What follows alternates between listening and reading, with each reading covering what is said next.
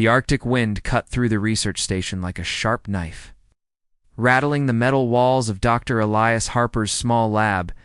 Outside, snow stretched endlessly, a white desert under the pale sun. Most people would call it lonely, but Elias liked it. He liked the quiet. The isolation gave him time to think, to study, to notice things others would miss. That day, something unusual broke the silence. A distant, low hum sound that did not belong in nature shook the ground beneath his boots. Elias stepped outside, squinting against the blinding glare of the sun on the snow. Far off, a plume of smoke rose in the distance, black against the white landscape. His heart raced. Spacecraft crashes were rare, but not impossible. The Arctic had become a quiet testing ground for advanced technologies. Military satellites sometimes reported unknown objects, but no one had come close to a live encounter. Elias tightened his jacket and grabbed his snow boots. He had to see it for himself. The journey was slow. Snow crunched under his feet as he followed the smoke. The air smelled faintly metallic, like burnt wire. When he reached the site, he froze. There, half buried in the snow, was a spacecraft. Its metal surface was torn, smoking, and scarred. But that wasn't the most surprising thing. Lying beside the wreckage was a figure woman, but not human. Her skin glowed faintly in shades of silver and blue, shimmering even under the weak sunlight. Her eyes were large and reflective, like polished gemstones, and they stared at him with a mixture of fear and curiosity. Her body was slender and delicate, but there was something strong about her posture, even in weakness. She was injured, clearly, yet there was no panic in her movements, only pain and confusion. Elias's training kicked in. He was a scientist, not a soldier, but he knew enough first aid to help. He knelt beside her carefully. "Can you hear me?" he asked softly. His voice was steady, though his hand shook slightly. She looked at him for a long moment. Then, very slowly, she nodded. Her movements were precise, almost like a dancer's.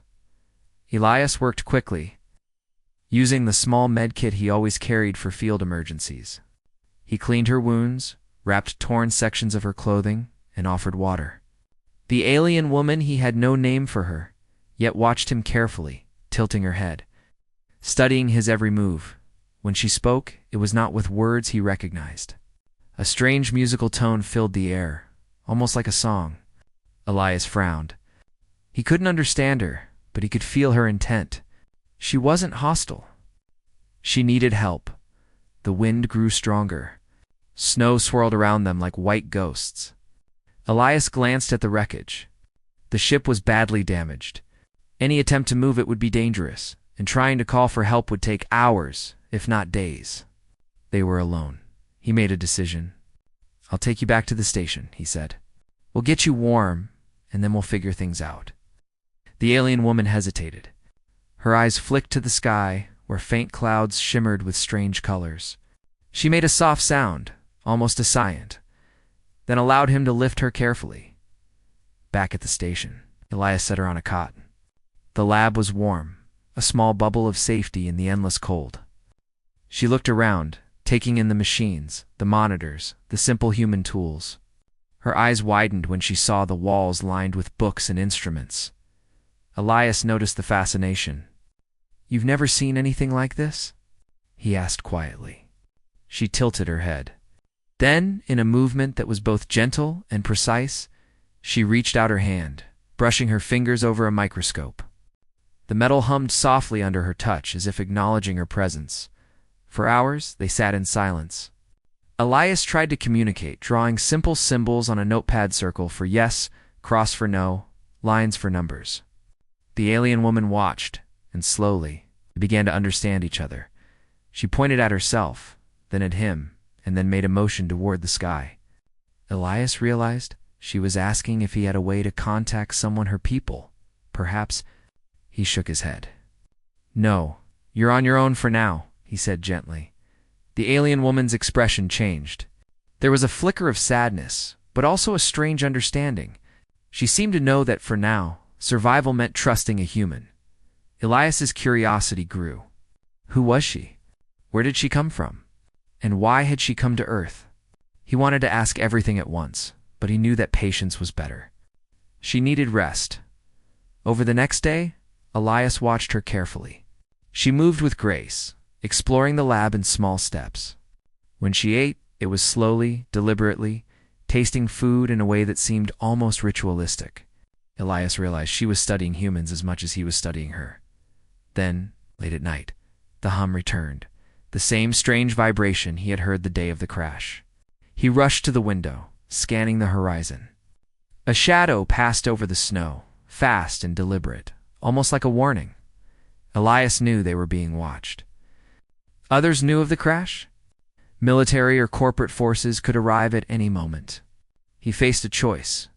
He could try to hide her, risk everything to protect her, or hand her over and be safe. He looked at her sleeping on the cot, vulnerable yet somehow dignified. He thought about human history, times when people had chosen greed over compassion, fear over morality. Could he do better? When she awoke, he made his decision. He prepared a small sled, carrying supplies, food, water, blankets, a basic communicator, just in case. "You need to leave," he said. She looked puzzled. "It is not safe here. People will come for you. You must survive." The alien woman studied him silently. Then, with a sudden movement, she leaned forward and touched his hand. It was brief, but Elias felt a warmth unlike anything he had experienced. She understood. She trusted him. The next morning, under the pale Arctic sun, Elias watched as she disappeared into the snow. Her form glowed faintly, then was gone. He stood there, alone, feeling the emptiness of the vast white world. But there was a spark inside him, a sense that something extraordinary had begun. He returned to the station, clearing the wreckage as best he could, but his mind was elsewhere. Who was she? Why had she come to Earth? And most importantly, would she return? As he sat at his desk that evening, staring at the blinking lights of the monitors, he noticed something strange. A faint signal, unlike anything he had seen before, pulsed on the communications device. It was weak, erratic, almost like a heartbeat. Ilias's heart raced. He understood in that moment that the encounter was far from over. The alien woman was out there, somewhere in the endless Arctic, and she was not leaving empty-handed. For the first time in years, Elias felt a thrill he hadn't felt in a long time, the thrill of real discovery, of encountering something truly alien, something beyond human imagination. He leaned back in his chair, staring at the snowstorm outside, and whispered to himself, "Welcome to Earth." The Arctic wind howled, carrying the faint echo of a presence he could not see, and somewhere far off, a pair of glowing eyes watched him. Patient, calculating, and strangely hopeful. Days passed, and the Arctic remained silent, white, and endless. Dr. Elias Harper went about his work at the station, but he could not shake the feeling of being watched. Every crunch of snow outside, every gust of wind, made him glance toward the horizon. The alien woman had vanished into the frozen wilderness, but her presence lingered at first. Elias focused on his normal tasks, recording climate data, analyzing satellite images, checking communications with the outside world. Yet each evening, his mind wandered back to her. He wondered where she was, what she was doing now, and why she had come to Earth. Then it began. It started as small, almost unnoticeable changes in the sky. Faint, shimmering lights danced along the horizon. Colors that should not exist in nature, pinks, blues, and golds, flickering like ribbons. At first, Elias thought it was a trick of the snow or the sun's reflection. But over several nights, the phenomenon grew stronger, more deliberate. He grabbed his binoculars, scanning the horizon. There, far beyond the hills of Isa, a faint figure moved. She was watching him, or perhaps observing something else. Elias's heart skipped a beat. She was still here, waiting, studying, learning. Over the next few days, he noticed more signs. Strange patterns in the snow, small arrangements of rocks and ice that seemed too precise to be natural. At first, he thought he imagined it. But then, as the signals grew, he realized they were not random. She was communicating. In a way that only someone patient could understand. Elias spent hours trying to decipher the patterns. He sketched them in his notebook, comparing them to known codes, human languages, and even computer algorithms. Nothing matched exactly. But slowly, he began to see a structure, a rhythm, a message hidden in the snow. He could not translate it fully, but he understood the meaning. She was warning him. Something was coming. Something vast, unknown, and dangerous. The idea unsettled him.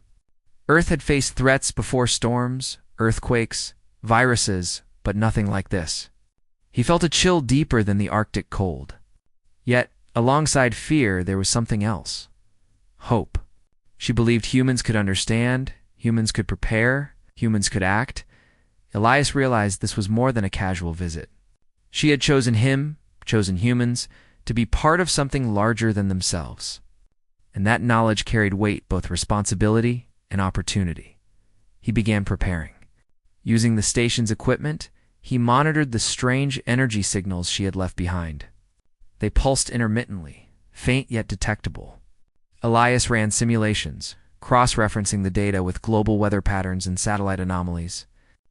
There was a connection, one that hinted at a force approaching Earth from deep space. The nights were long, and the Arctic cold seeped into his bones, but Elias persevered.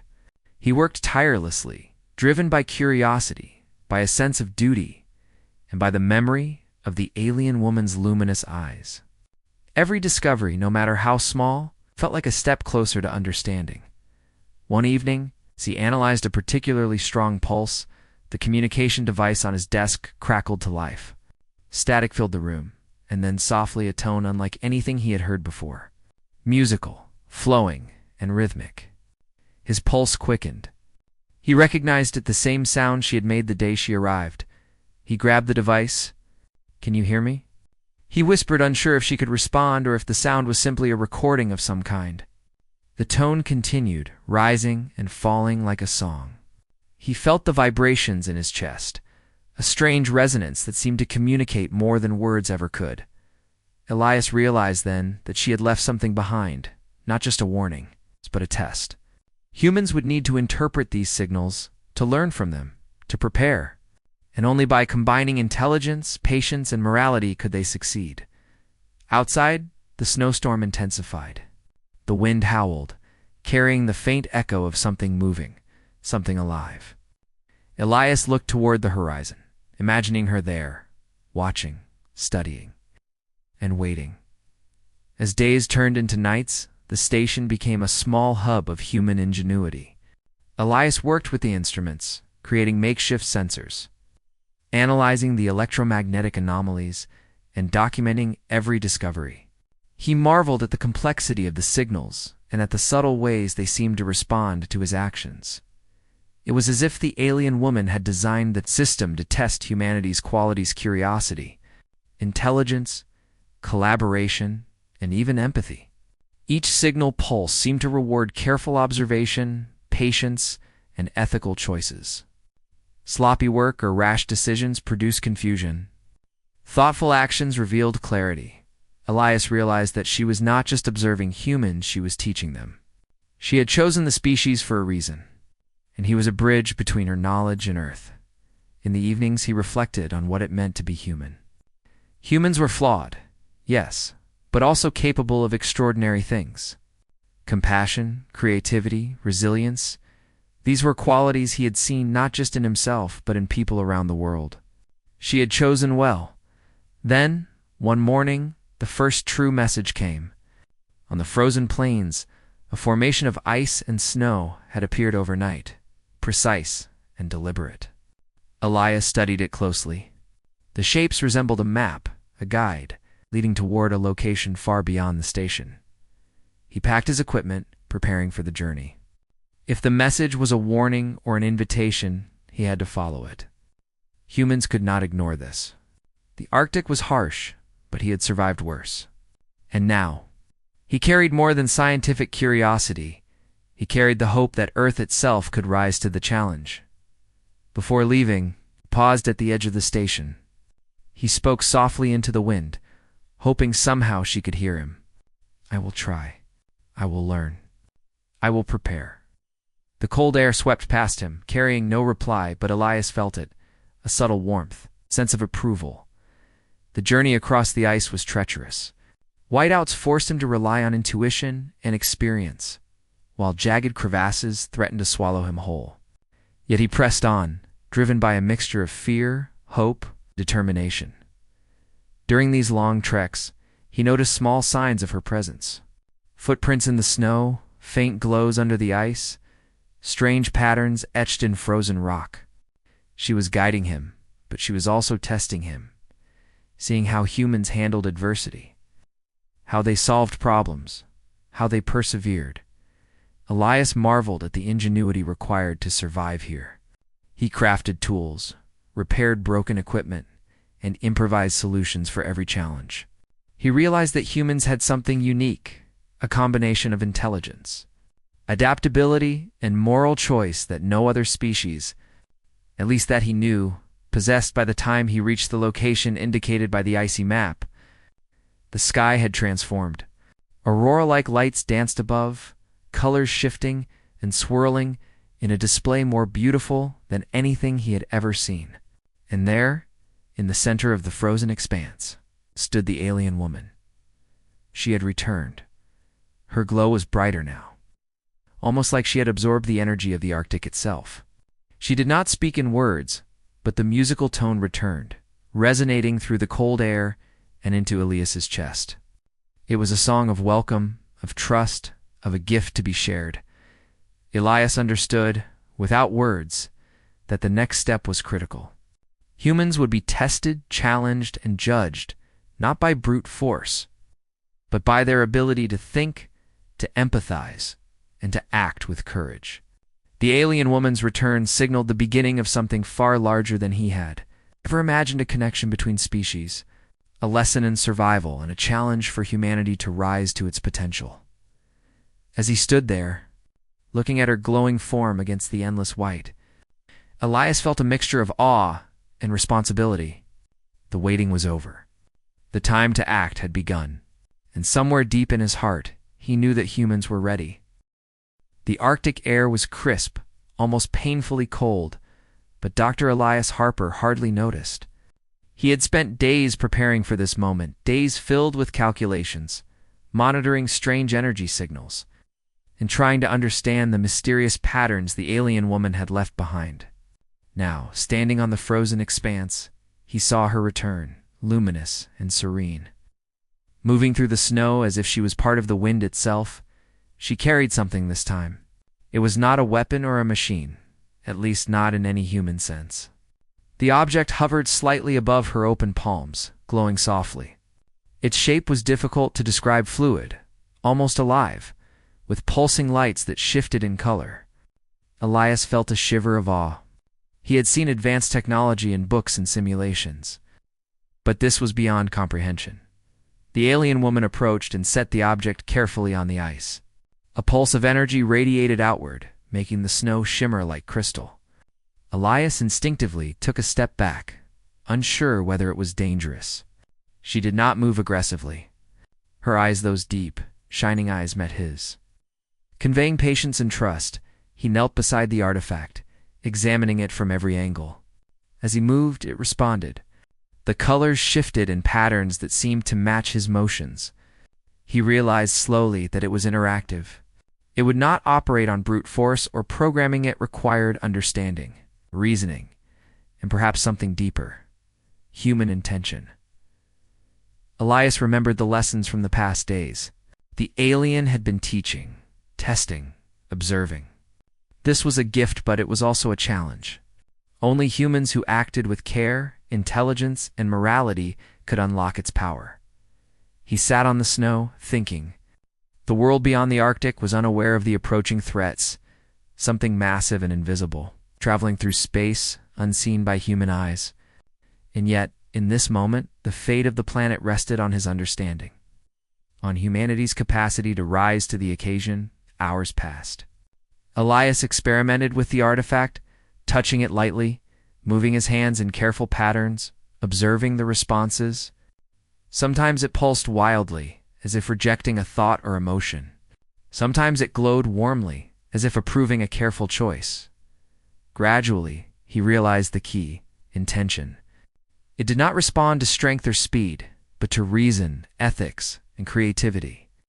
He could feel his mind aligning with it, learning its patterns, communicating without words. And as he learned, the alien woman watched, a faint glow surrounding her, as if she were both teacher and guardian.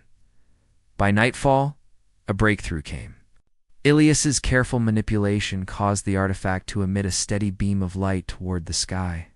The colors stabilized, forming a protective pattern like a shield unfolding across the heavens.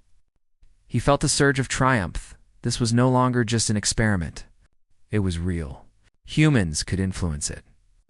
Humans could protect their planet. The alien woman stepped closer, her presence calm but commanding. She did not speak, but Elias felt her message. You understand? You are ready. Then came the test he had not anticipated.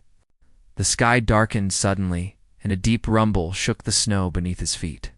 A massive object, or perhaps a wave of energy, appeared on the horizon, invisible yet undeniable. It moved with relentless force toward Earth. Elias realized this was what the alien had warned him about. The artifact responded instantly. Light flared, creating a barrier of energy that shimmered across the Arctic. The approaching threat hit the shield and rippled against it, unable to penetrate. Ilias's heart pounded. This was the moment of truth.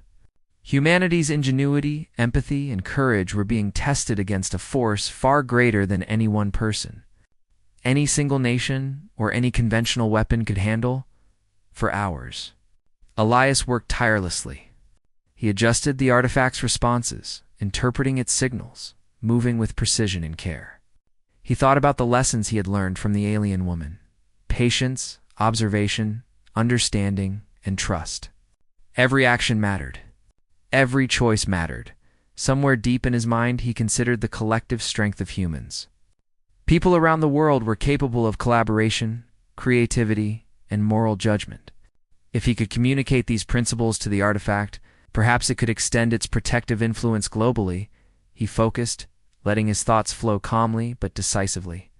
The artifact responded, glowing brighter, sending beams of light across the sky, across the Arctic, and beyond. The invisible threat struck again, but the shield held. Elias felt a sense of awe and pride. Humans, with all their flaws, had risen to meet a challenge that no single being could face alone. When the first signs of dawn appeared, painting the sky with gold and pink, the alien woman finally moved closer. She touched the artifact, and it hummed in response, pulsating rhythmically like a heartbeat. Elias realized she was acknowledging human success, not just his own, but the potential of humanity as a whole. She stepped back, and the artifact began to hover, ascending slowly, projecting a protective energy that extended beyond the Arctic, forming a globe of shimmering light around Earth. Elias watched, amazed, as the shield spread invisibly across the planet. Humanity was safe for now, but the lesson remained. Survival depended not on strength alone, but on intelligence, morality, and collaboration. The alien woman turned to him, her eyes luminous. Elias felt a deep connection, a silent understanding passing between them. She had come to Earth as a stranger, vulnerable and alone, but she had seen something extraordinary in humans: potential.